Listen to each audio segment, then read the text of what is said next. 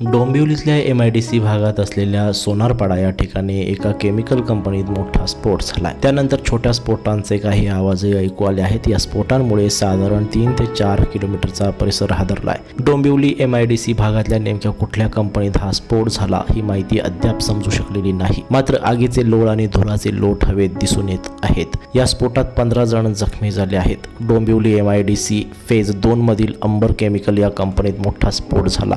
5 ते 6 कामगार जखमी झाल्याची भीती व्यक्त होते आहे। डोंबिवली अग्निशामक दलाचे बंब घटनास्थळी दाखल झालेत। स्फोट एवढा मोठा होता की आजूबाजूच्या इमारतींच्या व रस्त्यावर लावलेल्या गाड्यांच्या काचा फुटल्या आहेत। MIDC सागाव साईबाबा मंदिर मागे कंपनीत बॉयलरचा स्फोट झाला असून आजूबाजूच्या परिसरामध्ये हवेतून राख पडत आहे। अंबर केमिकल्स मध्ये स्फोट झाल्यानंतर रस्त्यावर मोठ्या प्रमाणावर राख उडाली, तसंच मोठे लोखंडी कणही उडाले आहेत। राख वाहनांवर पडते आहे, तसंच स्फोटांचे आवाज येत आहेत। त्यामुळे MIDC निवासी विभागातील रहिवाशांच्या मनात भीतीचं वातावरण आहे। अंबर केमिकल कंपनीच्या परिसरातील अनेक इमारतींच्या घराच्या काचा तावदाने फुटले आहेत। काही पादचारी राखेने माखले आहेत। काही कुटुंब आपल्या लहान मुलांसह रस्त्याने चालत होते। यावेळी स्फोट झाल्याने मुले घाबरून मोठ्याने रडू लागली। चालत असताना वरून राखेचा वर्षाव होऊ लागल्याने पादचारी वाहन चालक घाबरले आहेत। MIDCने या संदर्भात फायर ऑडिट केलं होतं का हा प्रश्न आहे, कारण महाराष्ट्र सरकारचं हे डिपार्टमेंट फायर ऑडिट करत नाही। 2 वर्षांपूर्वी स्फोट झाला होता। काय उपाययोजना केल्या आहेत? MIDCने किती कंपन्यांचं